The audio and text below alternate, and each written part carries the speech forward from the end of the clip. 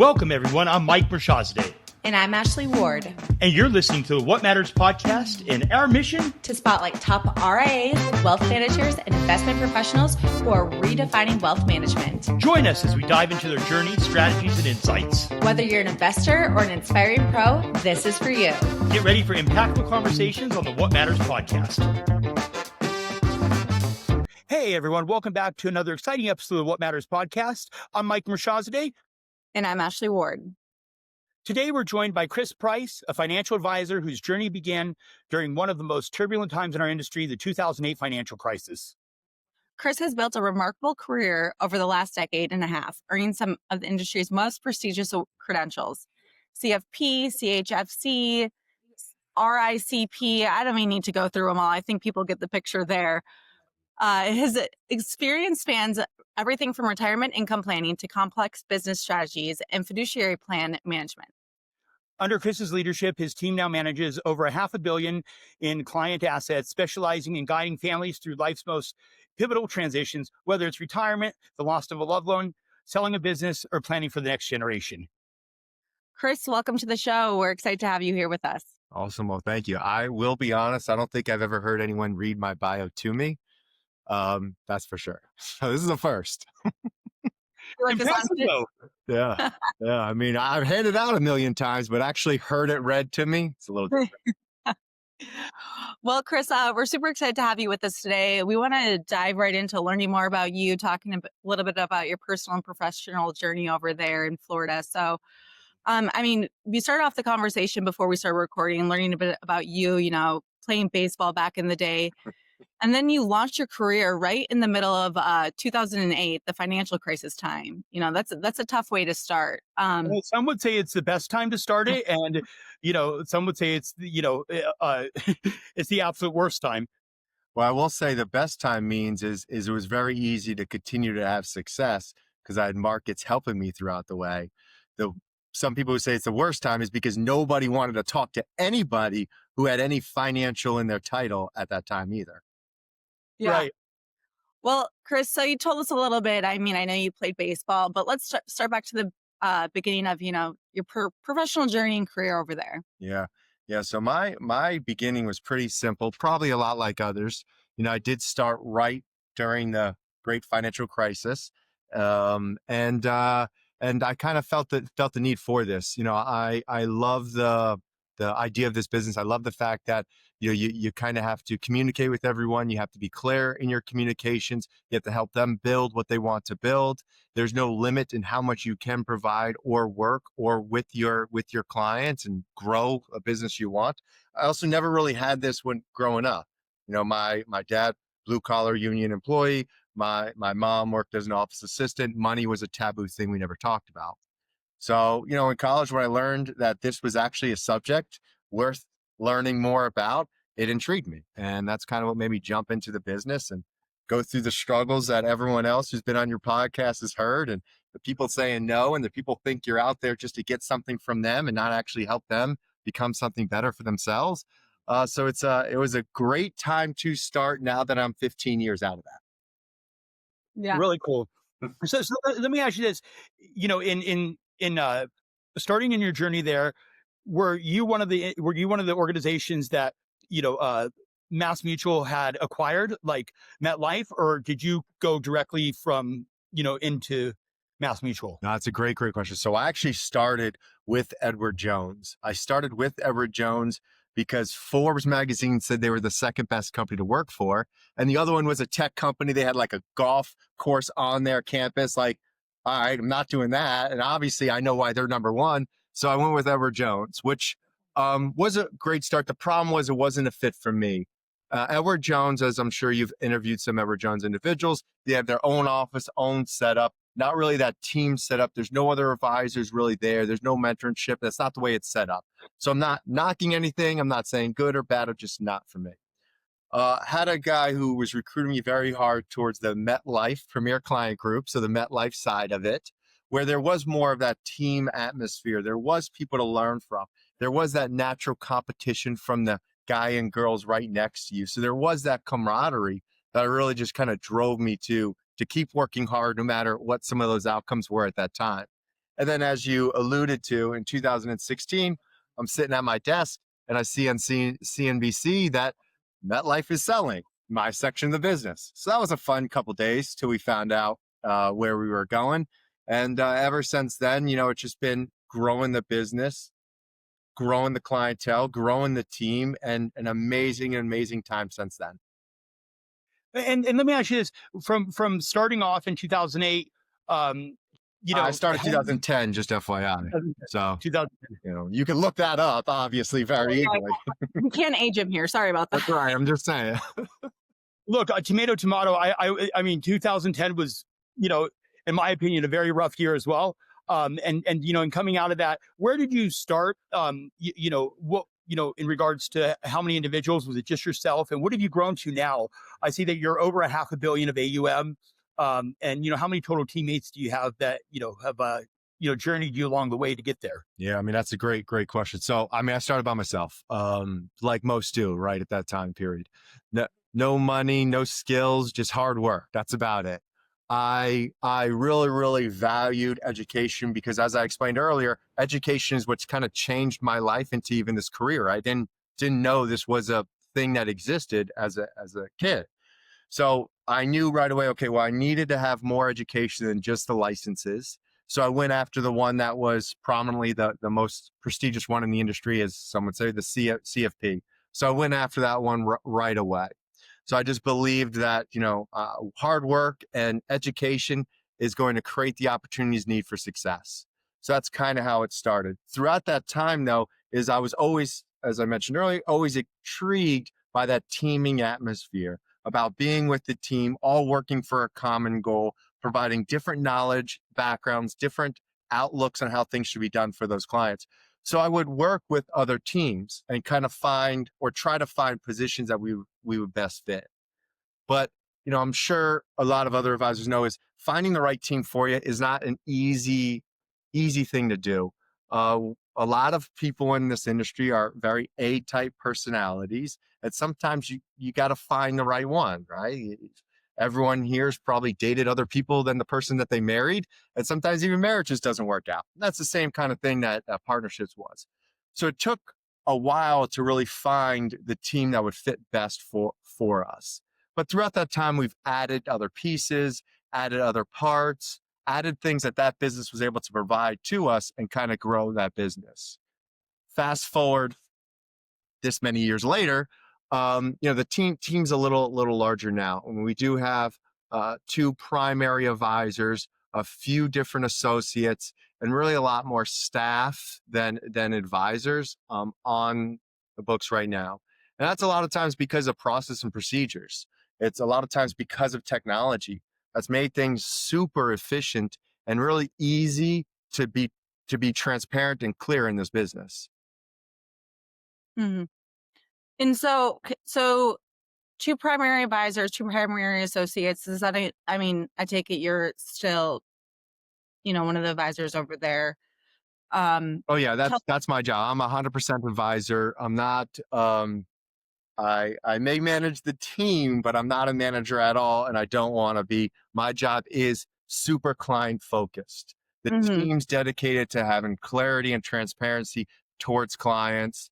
That means that I'm trying to be as face to face with every single client that I can, even if that face to face is like this through a webcam. Right. So, you have another advisor with you kind of leading the team over there.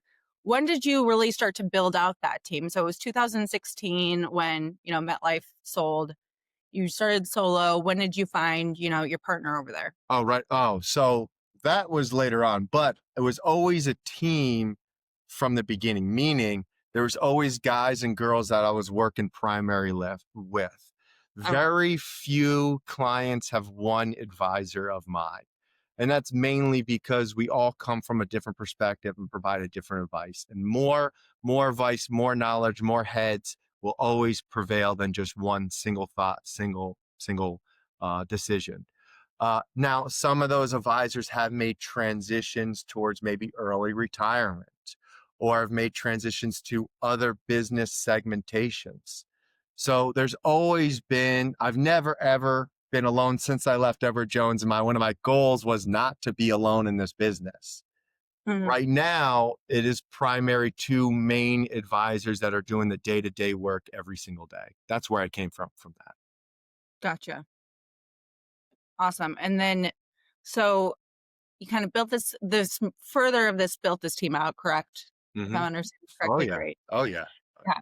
And now, I mean, from that, I mean, within the past, where have you seen a lot of the growth happen? You're at now, almost half a billion AUM, or over half a billion. Was there a time in the last couple of years where there was a lot of growth, or has it been pretty steady growth over, Yeah. So that's a past? crazy question that has some crazy answers, because this Perfect. business, as you guys have interviewed many people or podcast many people, whatever conversation we're having, is exponential. That's for sure. The first 5 years in this business, you're trying to figure out what the heck the right decision is. You're trying to make sure that you're getting enough clients that you could work tomorrow and not have to Mm, find something else. So growth, although is something you desire and you want, it may not be something achievable. It's really survival at that. And I'm sure you've heard that story a million times from every single guy and girl in my position. So really, I'm super goal oriented, super goal oriented. I track my entire day, and I have particular goals I try to hit every single day. I was about, I don't know, maybe earlier this year, maybe late last year, I was looking at goals from years and years ago. I was looking at my goals from 2020. I was looking at my goals from earlier than that. And I really didn't start growing the wealth management side of the business until 2017. So really the main growth has been exponential from there. mhm, Before that, yes, it was a big part of the business, but it wasn't really it was more of a survival mode. Before that, I was always trying to put the right pieces in place and figured, hey, if I have the right pieces in place, this equation is going to solve itself.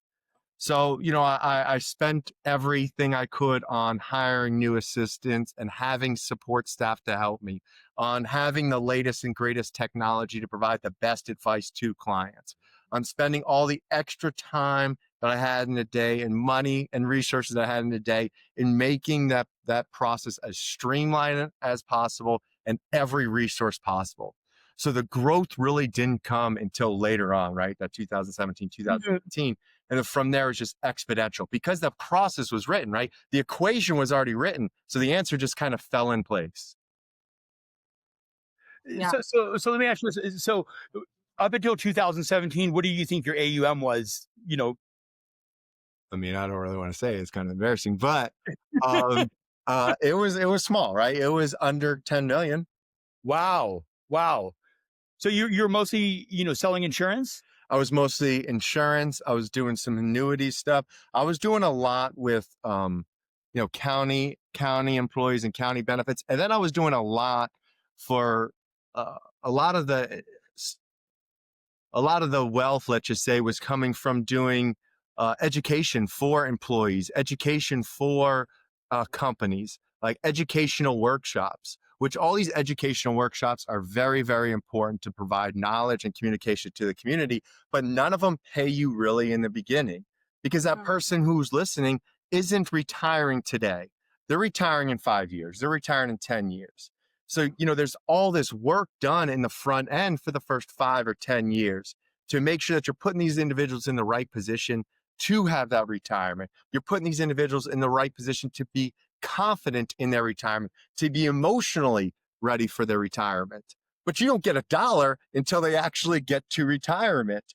So, so so yes, it was very low. Yes, it was more struggling, but obviously I could talk about it now with a smile on my face and not pulling my hair out like I had to used to, or I used to. yeah. And That's and and and so, in getting to where you're at now, had you done that guy solely off organic growth, or was there, some internal acquisitions or external acquisitions that got you there? Yeah, so that's a great question. Majority organic, but not all of it. So I value team. I mean, this, I feel like a broken record saying the same thing 15 times in a 15-minute conversation, but I value teams significantly. And I value putting the effort first before any of the outcome. Show your cards, put your cards on the table, and hope someone wants to play the game with you. So I spent a lot of time putting this value in front of and with other advisors that just so happen to be older than me. So I have quite a few advisors slash brokers that are in their 70s and 80s right now that they've been able to transition their business to me. Now, a lot of them are still on with us. They love this business. They love the communication with their clients. They love that conversation. But there's a lot of work to do in this business. There's a lot of compliance. There's a lot of maintenance. There's a lot of reviews. There's a lot of stuff that needs to get done. And we all know that how it was done 10 years ago is different than how it was done today. And if you weren't able to stay in the business and keep up with that, you could get kind of left behind. So there has been some growth acquisitions based on those transitions and those individuals that still want to be a part of that conversation, but maybe understand that they need to make sure that there's someone there in case they can't be. Mhm. That's incredibly smart. And I think that more, it's a good piece of advice to young advisors because what's the statistic, Mike, that we talk about all the time? How many advisors are going to be retiring in the next 10 years? And that's, The average age in the industry is what, 61 and a half years old. So Wow. Really? and 61. 61 and a half. Yeah. they're going to need people to give their book to. And so, But the problem, not the problem. The thing is they don't want to, or I've experienced selling the book is not always the transition that people want because, even my client, I've been in the business for a little less than 20 years, right? About 15 years. And these people are becoming more than just a client. I've Mhm. seen so many things that happen in their life. I've been part of every transitional period. If they've added family members, lost family members, got divorced, lost parents, sent their kids off of college. All these huge transitions we're so involved with. Could you imagine doing a 40-year career, basically having 2 or 3 generations of a family be intricate in your business, and then just say, you know what? This guy paid me X dollars. I'm done. See you later. I'm not talking to you again. That's the person who thrives in this business doesn't feel that way about their clients. So they want Right. to have that continuation. That's why I feel like so many of the people we talk to, it's like, oh, I still got another 10 years. They never want to retire. They don't want to stop. And I feel like it's also, that human aspect of them. It's like, this is their family themselves. Yeah. Yeah. I don't blame them. I feel the same way Yeah. from my clients. I feel the exact same way. I love the fact that when something great happens in their life or something not so great, that I'm one of the calls that they make, that I'm the one who either helps them through that transition of a rough time or celebrates with them that transition of glory of something amazing. Right. Yeah. It's quite remarkable. So, talking a little bit into the future here, I mean, you've really hit the ground running ever since you started on the wealth space. Where do you see your practice heading in the next 3 to 5 years? I'm sure you already have your goals written out since you said you're very goal Yeah, oriented. kind of. Right? Tell us a little bit about that. Yeah. So I'm super, super excited about where this business is going. We have amazing technologies that are coming into place that are focused around wealth management. And this really, I think, started, 10, 15 years ago when they started really talking about robo advisors and things of that nature, which was kind of a scare in our industry, thinking we were going to be kicked out. But it's been a value add to our business. Now, with some of the new technologies coming into place, some of the new AIs, some of the new collaborations between other softwares and technology, I'm super excited that we're going to just be more than just wealth managers. We're actually going to be able to manage someone's entire finances. We're going to have ease of communication with their accountants and their tax scenario. We're going to have ease of communications with their attorneys and all the documents attorneys approach. We're going to have ease of communication on how each of these puzzle pieces kind of work together in your overall puzzle. So I'm super excited that the transition of wealth manager becomes actually, that personal financial advisor, that personal go-to person about all the things that work in my finances, not piecemealing them together. But that also Mhm. means that there's going to be significant growth and needs to be clarity in communication with all these parties. One of the biggest additions we've made in the business is I've made sure I've hired some of our partner relationship coordinators where their job isn't so much to be talking to the clients, but be talking to the partners that we should be communicating with. There's no reason why I shouldn't have a conversation with every single one of my clients' accountants. Every time there's a decision made in wealth management, it could affect their taxes. And or there might be a decision that needs to be made in wealth management because of their taxes. Or the other way. I unfortunately can't tell you how many times a client or a family member of a client has passed away. And if anyone's been through the process, it sometimes could be mind numbing and just a bad time to have a lot of paperwork needed. So there's no reason why we shouldn't be in communication with the estate planning attorneys and other attorneys that have helped that person put things together. So I'm Mm, super excited about the future. I'm super excited about not just being the guy who handles the money, but being the team that handles their life. yeah. And I And then, think oh, go I for it, was Ashley. gonna say too, like to your point, I mean, it's not only, giving more resources to you guys to do your job better to be, that one-stop person, but also it's funny, we were talking about this with another one of our guests and, the topic of robo advisors coming up and AI and all that. And, I don't think it puts any threat towards the industry or people's careers in the industry. Because if anything, it's making, and then people want people. And if anything, it's also making with social media, the topic of financial planning and wealth and just like people's money knowledge is way more aware and in their face, like higher level now. Like they scroll through TikTok or something, and they can see stuff about that. People who wouldn't never think about, you know, actually how to manage their money and who do they go to than a professional. I think it So just I makes, love that right there. I love yeah. that people are becoming more knowledgeable about their finances than they probably have ever been throughout their entire life or throughout other generations. I'm not Hmm. the guy you have to go to get all your information. I'm just the guy to put a plan in place for your life, to add some empathy in your plan, to add some goals towards it. I love the fact of what technology has done and made knowledge available to everybody.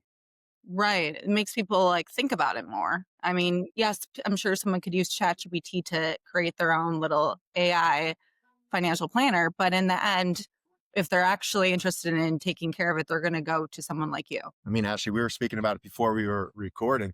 We were speaking about how this kind of broadcast, this kind of information, everybody's doing it. Everybody's providing more knowledge and more details to the general public. Everybody can start from a place of knowledge when they come to talk to a financial advisor, or when they come to talk to their own family about money. I explained when I grew up, we never talked about money. Never was it a conversation. I didn't know anything about investments, how money worked, budgeting, income, outflows, debt, didn't know any of that. That's not a conversation I feel like the next generation is going to have. The conversation the next generation is going to have is they're going to come from a place of knowledge. And maybe they might need some fine tuning, but they're not going to you for knowledge. They're going to you for the empathy of the plan that's needed to put in place. Retirement is Mhm. emotional, money's emotional. Is the plan in place? Market's going up, market's going down is an emotional subject. Are we sticking to the plan in place? And right now, I don't think AI can Yeah. emphasize that. If anything, it makes them just like, gets their wheels spinning more about it. And anything, I think that right now is the best time for someone to go into this career. There's so much opportunity there. Oh, so I love that point. So I try my best to get that next generation, or those next individuals involved in the business. We do a lot, or I do a lot of personal mentorship towards that process because I think Mhm. that is super important for the future of anything, just my business, the industry, community, whatever the factor is.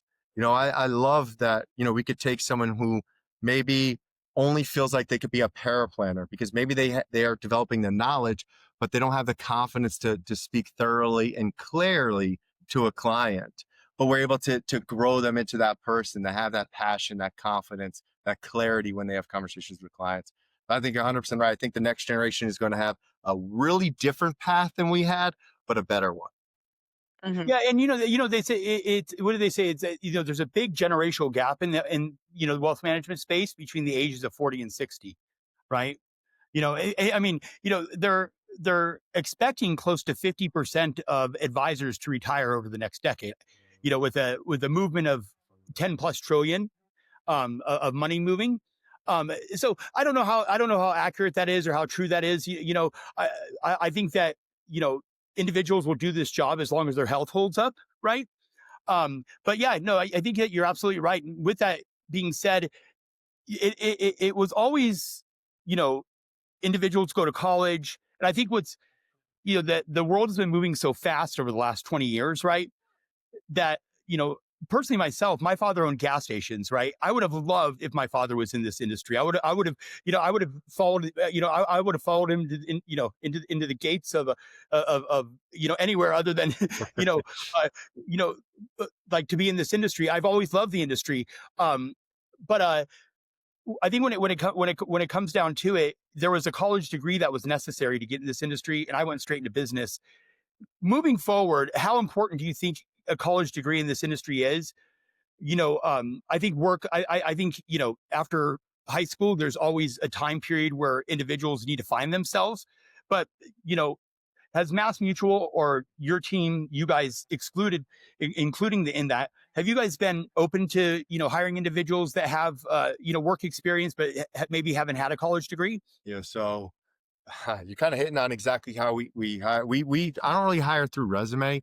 I hire through personality, through emphasis, through clarity, through passion.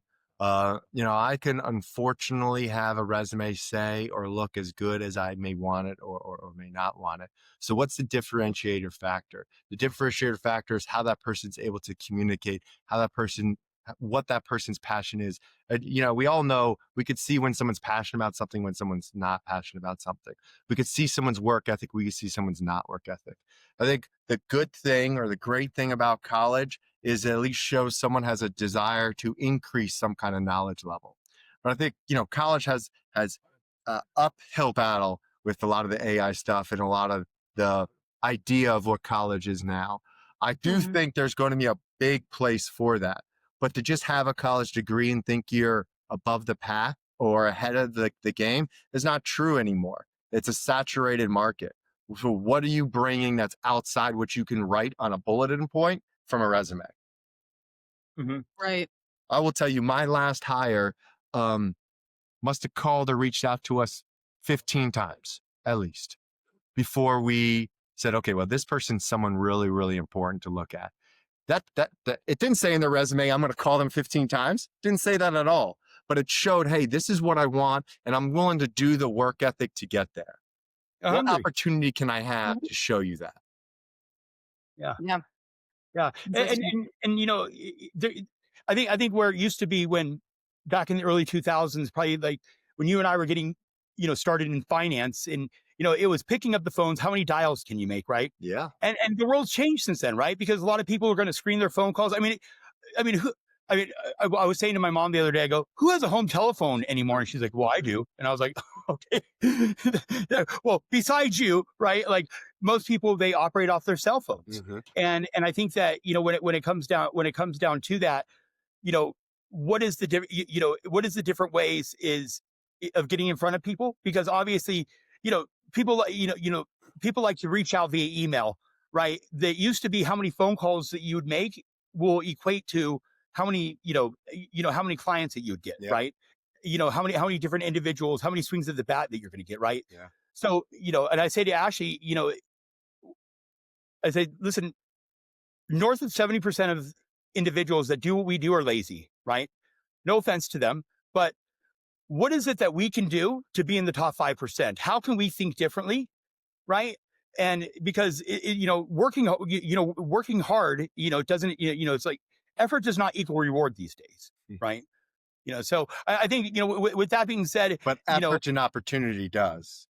yeah, So which one do you need to add more of? You need to add more effort or you need more opportunity?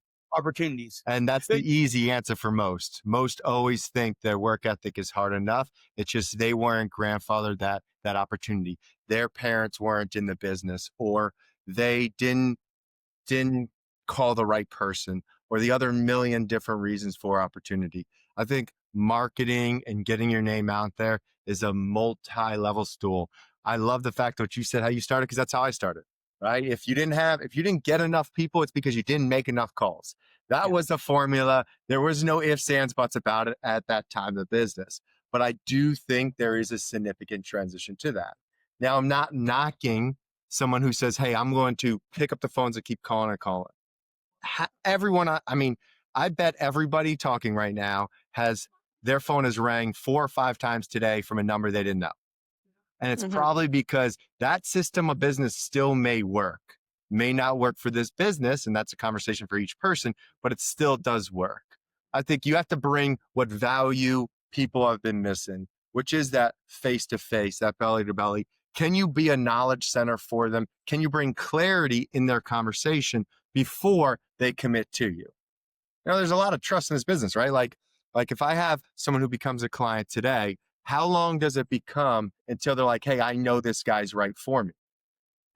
I'm not selling this mouse. I'm selling the promise of a brighter future by following these certain order and these rules. I'm also doing this in a time period and in an industry where there's things I can't predict. I don't know if the market's going up. I don't know if the market's going down. I know if we follow the plan, our plan will, over the long term, come to fruition, but I don't know how these short term things are going to affect us. So, can I show value before that person needs to have confidence in me? I think that's what some of the newer people in the business need to make sure they do. Do podcasts like this, be out in the public, see somebody, talk to somebody, do something that gets you to be able to explain who you are and put that, and someone could put that faith in you. Yeah. Very well said. I mean, I you guys are doing a great job. You guys are building this podcast. You guys have reached out to me. You guys have reached out to 100 other people. You've done 100 plus, or you probably reached out to 1,000 other people. You've done 100 plus podcasts. You've sorted down from there. You're a growing business. Mike, you talked about your brother's podcast and the growth of that. He started the same way, right? Just putting yourself in putting yourself in Mhm. a position that the opportunity might show its head, and then having the effort to take advantage of it. Yeah. Thank you. Exactly. So, what were you saying, Ashley? I'm sorry. I was gonna say, gosh, I don't even know how we follow up that spiel right there. Like, I mean, I think that's kind of the perfect ending to our conversation here. It's I and you know, I had one more question there actually. oh, You know, Mike does though. Yeah, you know absolutely right. where you guys are at right now. Go ahead, Mike. Where you guys are at right now. Where do you plan? Look, the the market, it's paying very high multiples, right? There's been a trend with private equity going on. There's been a trend with larger RIAs doing, acquihires, sub acquisitions, major acquisitions, minority acquisitions, and what have you. Um, you know, and where have you guys been with your, ideology behind that? And, what's your plans over the next 5 years in regards to growth? Where do you plan on going Yeah. from there? So Is there a all goal? those things tell me how easily scalable this business is. None of these big RIAs, none of these PE firms want to buy a business where they need a lot of work. They believe they have a better process than that person's business that they're buying, and they could put these clients in that process. So for anyone who thinks this business is maybe dying, or this business is slower, or AI is going to take over, or robo advisors are the next best thing, or whatever I hear tomorrow about being the next best thing, you can kind of understand the industry finds it to be a little different. They find it that if you have the right process and the right procedures, there's no limit to how many people you can assist and how many people you can help and how many families you could be a part of. Yeah. Yeah. I like that. Perfect. Well, um, thank you so much, Chris. I think our time's up here with you today, but it's been incredible having you on the show. Thank you so much for sharing your story, your lessons. I mean, I can see how you like to educate and go out there and talk to people, get them excited about, financial advice and their money. So thank you so much again for joining us. We're excited to have your episode come out. Awesome. Well, thank you, Ashley. I really, really appreciate the effort you guys put into it. I appreciate the production that you guys have. And like I said, if you guys want to come down to South Florida, you're always welcome. Absolutely. And to our listeners, thanks for tuning in to another episode of the What Matters podcast. We'll see you next time as we continue highlighting leaders who are shaping the future of wealth management. Until then, take care and stay curious, everyone.